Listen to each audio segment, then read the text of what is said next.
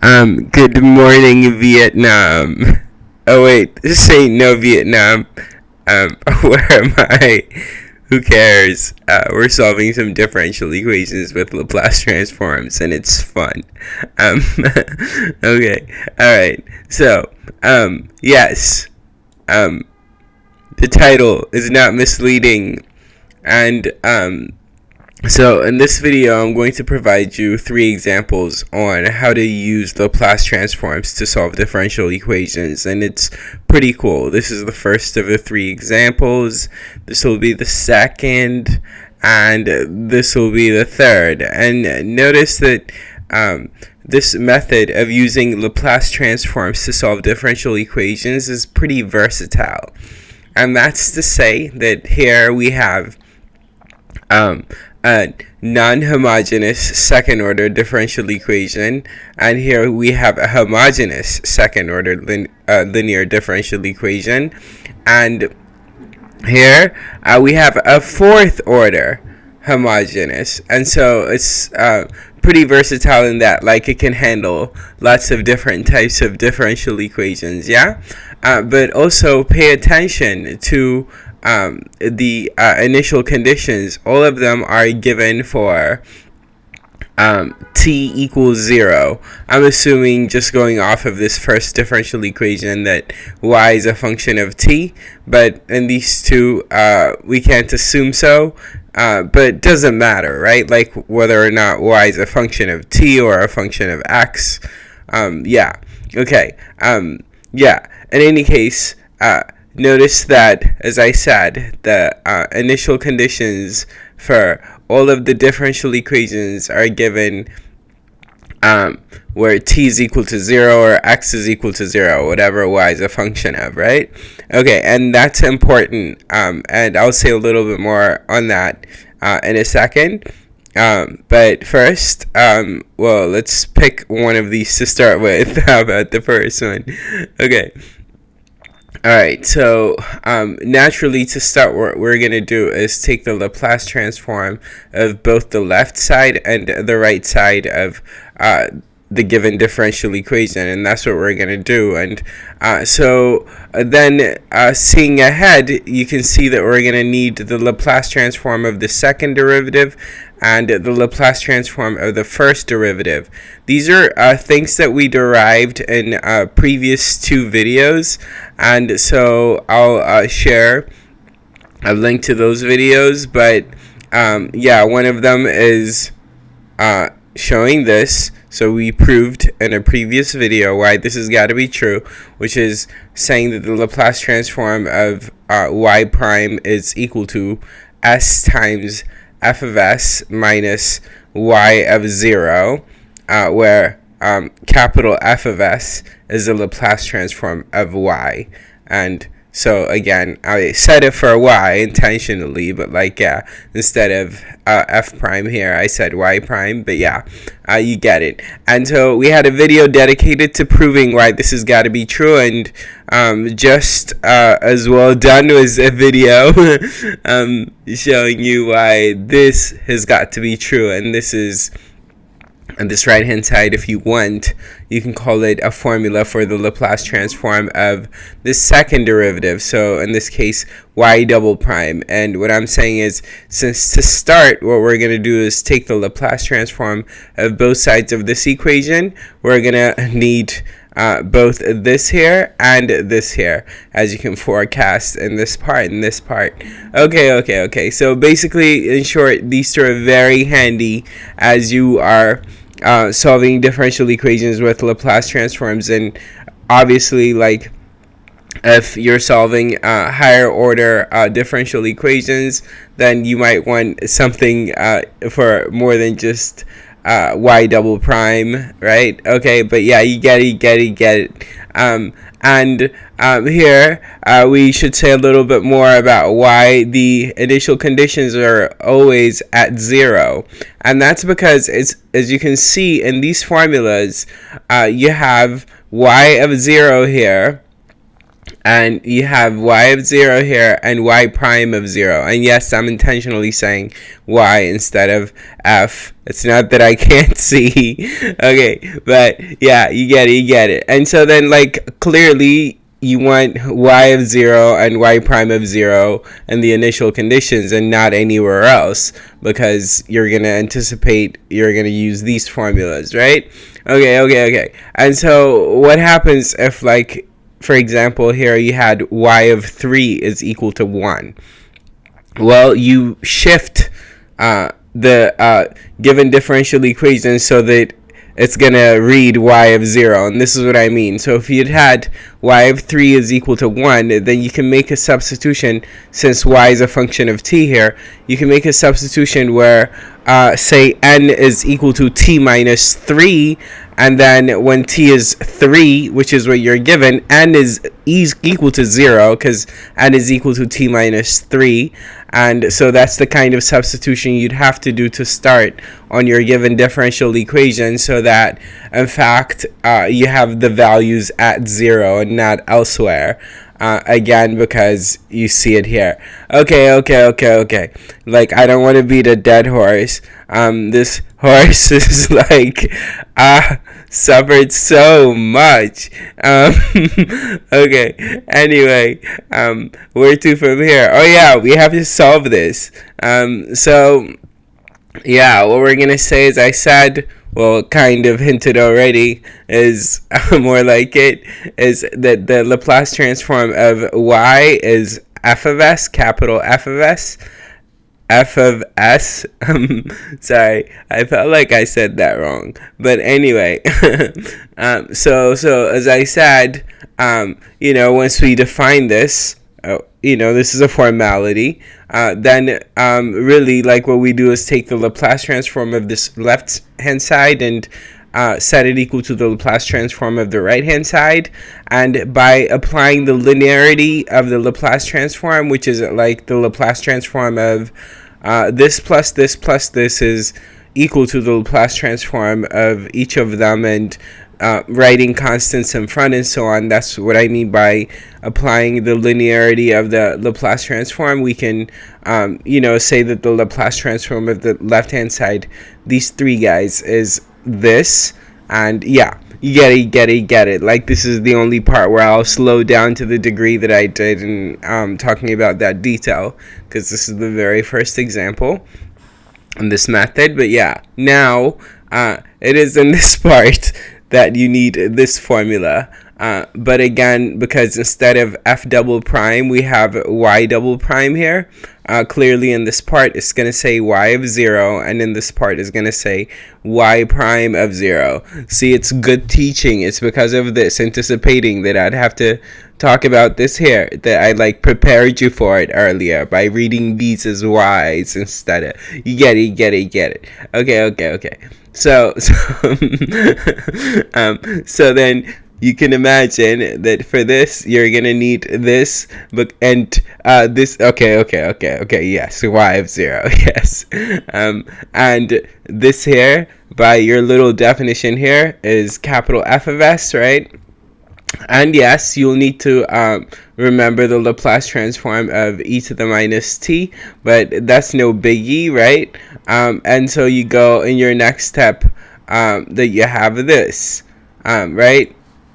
This here is the Laplace transform of e to the minus t. By the way, after taking the Laplace transform and solving, we're gonna get our final answer, y in terms of t or in terms of x, whatever y is a function of in the given equation, in our case t.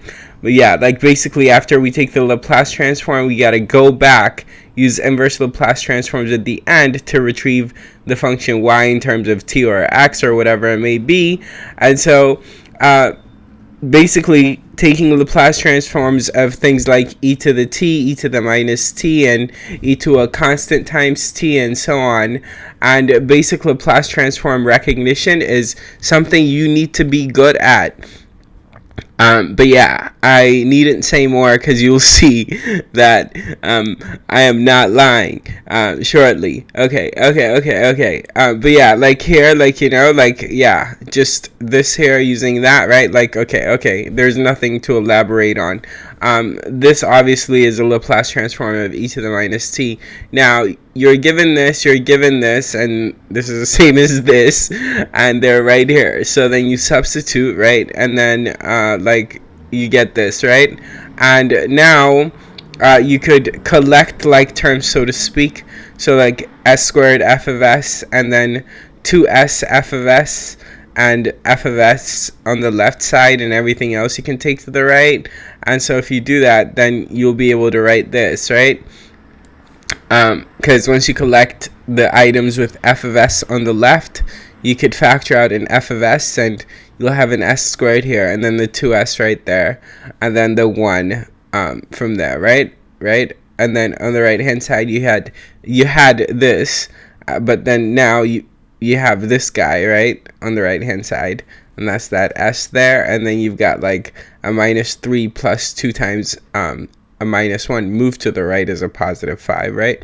And this is highlighted here because, well, what we're going to do is write the 5 as 1 plus 4, because it is, and that is anticipating that this here is s plus 1 all squared, and so we can get to f of s quickly by dividing both sides of this equation, which is the same as this equation, by dividing both sides by s plus 1 all squared. And so then splitting the 5 in this manner is helpful because, well, you'll have basically f of s, capital F of s, equaling 1 over s plus 1 all cubed once you divide both sides by this, right? On this part, you'll have 1 over s plus 1 all cubed.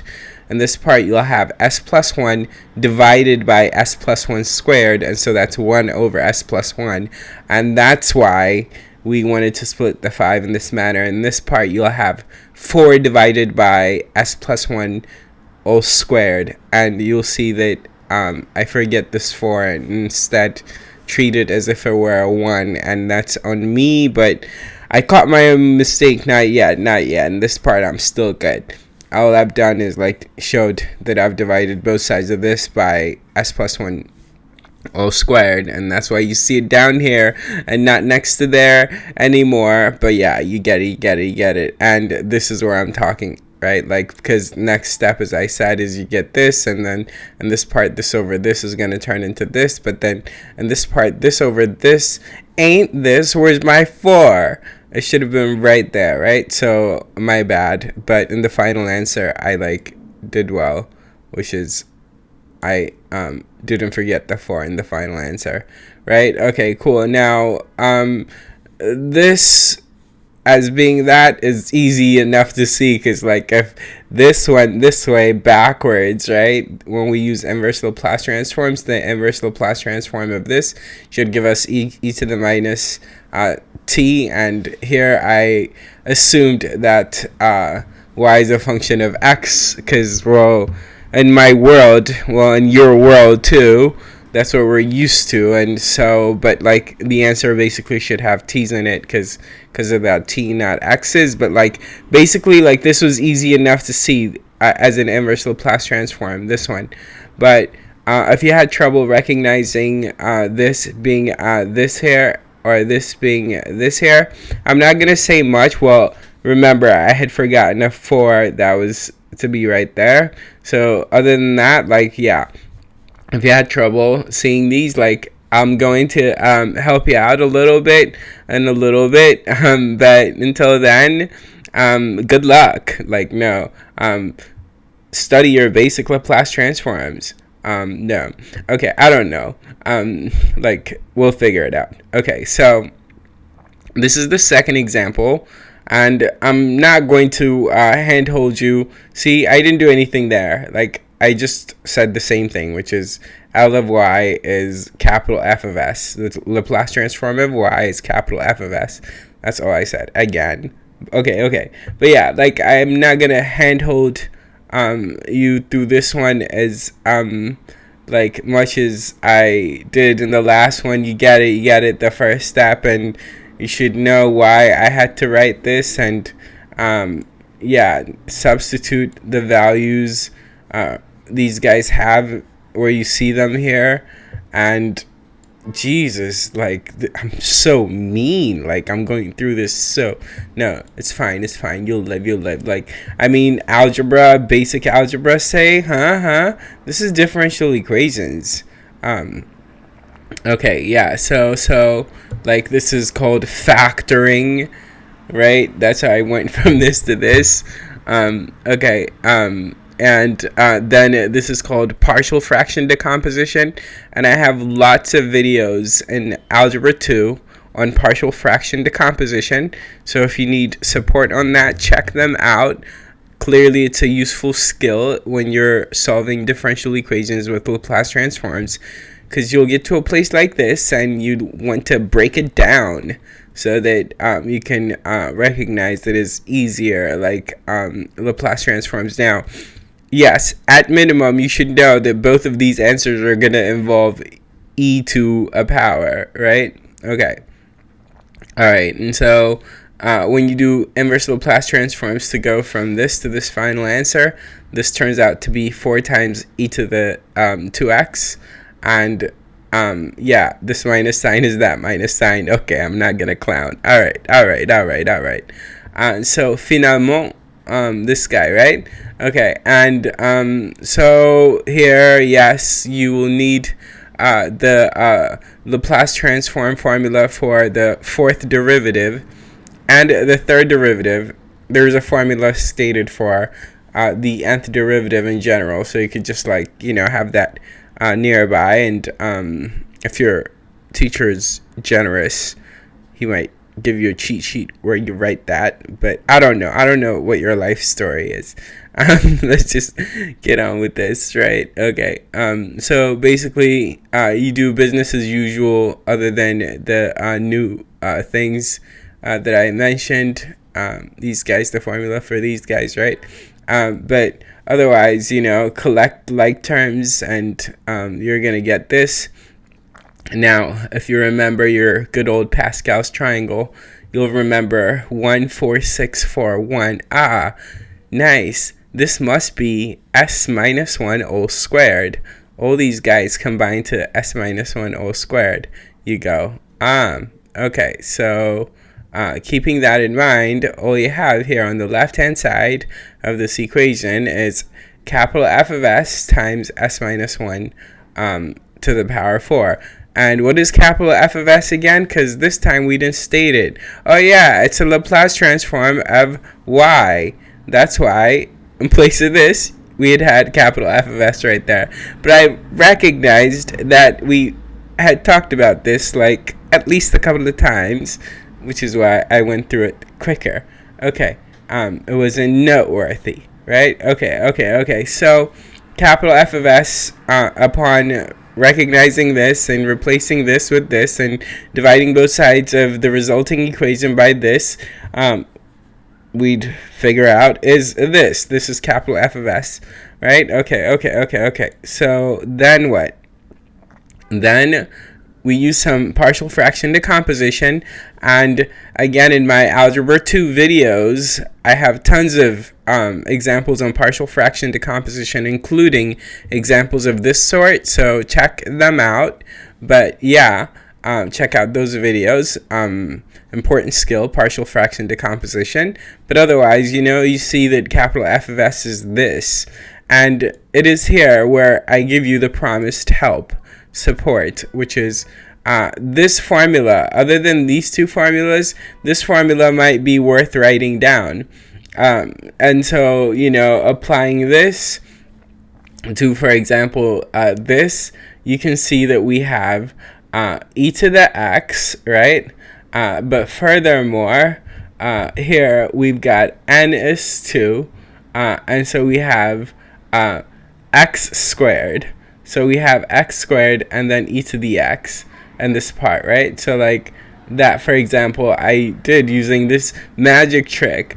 By that I mean cheat sheet. Okay, right? Like, and so on. So like, yeah. And so like, yeah.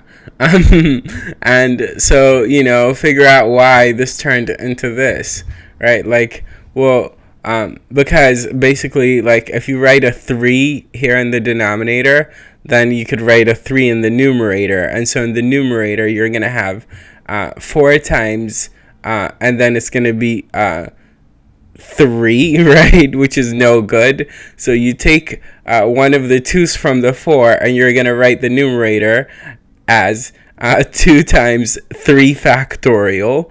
And so then you're going to have 3 factorial divided by s minus 1 to the 3 plus 1, which is 4. Nice.